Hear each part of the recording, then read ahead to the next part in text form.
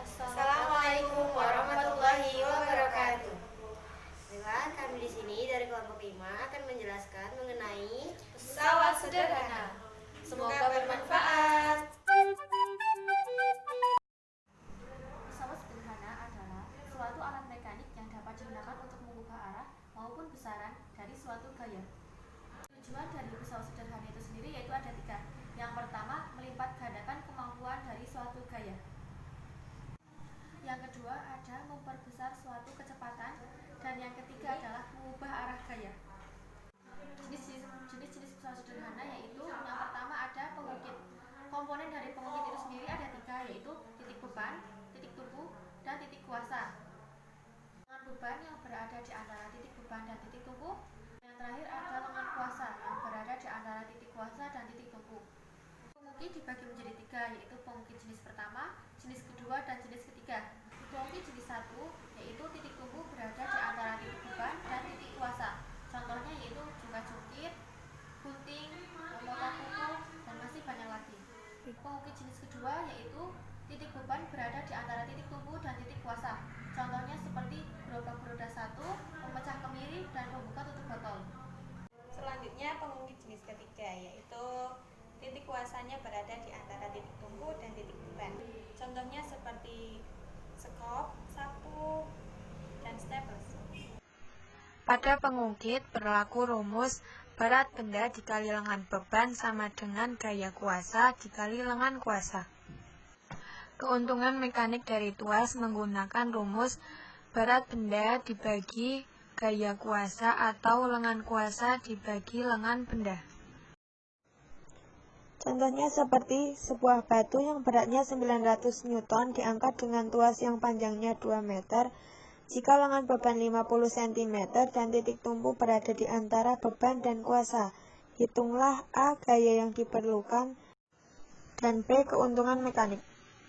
Jadi untuk gaya yang harus dikeluarkan untuk mengangkat batu tersebut adalah 300 Newton. Sedangkan keuntungan mekanisnya yaitu 3. Selanjutnya pesawat sederhana jenis kedua yaitu ada suatu bidang miring. Bidang miring merupakan suatu bidang datar yang memiliki sudut yang bukan sudut tegak lurus dengan bidang horizontal.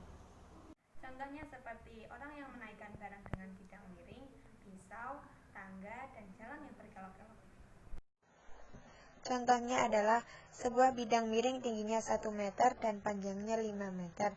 Bila berat benda yang akan dipindahkan 1880 Newton, maka hitunglah gaya yang diperlukan untuk memindahkan benda tersebut.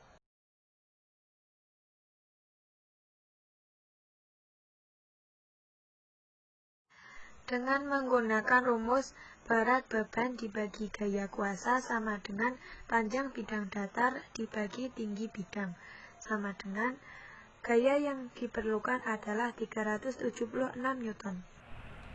Selanjutnya ada pesawat sederhana jenis ketiga yaitu roda berporos.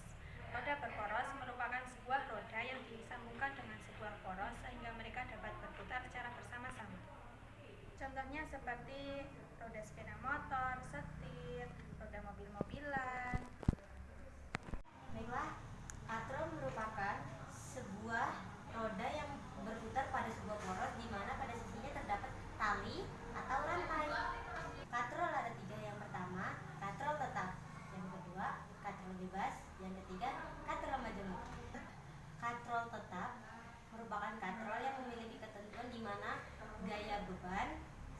dengan gaya kuasa. Contohnya, katrol yang biasa digunakan untuk menimba air. Katrol bebas, di mana memiliki ketentuan gaya kuasa sama dengan setengah dari gaya beban. Contohnya, katrol yang biasa digunakan untuk mengangkat peti kemas di pelabuhan.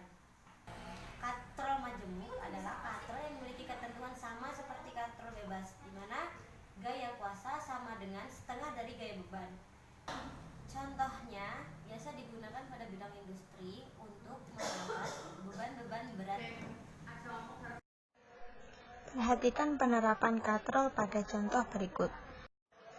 Jika diketahui massa 50 kg, gaya gravitasi 10 meter per sekon kuadrat, sehingga dapat diketahui usaha dengan menggunakan rumus W sama dengan mg, sehingga diketahui usahanya 500 Newton.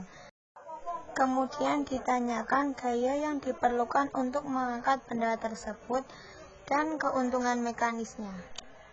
Sehingga jawabannya adalah untuk katrol tetap tidak bergerak, sehingga gaya sama dengan usaha, yaitu 500 Newton. Untuk keuntungan mekaniknya, menggunakan rumus W per F, yaitu 500 per 500, sehingga dihasilkan keuntungan mekanisnya 1. Oke teman-teman, selamat belajar.